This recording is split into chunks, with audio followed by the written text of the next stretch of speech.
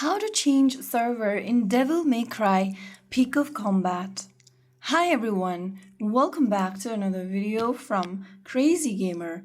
If you are playing Devil May Cry Peak of Combat and want to switch to a different server, first of all, launch open the Devil May Cry Peak of Combat game on your device. Wait for the game to get to the login screen.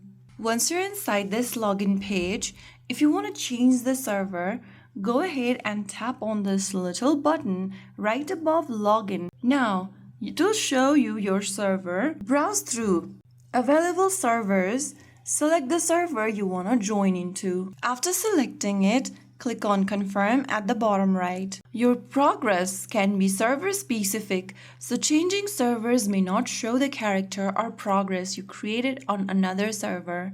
If you're trying to access your existing progress, select the same server you originally played on.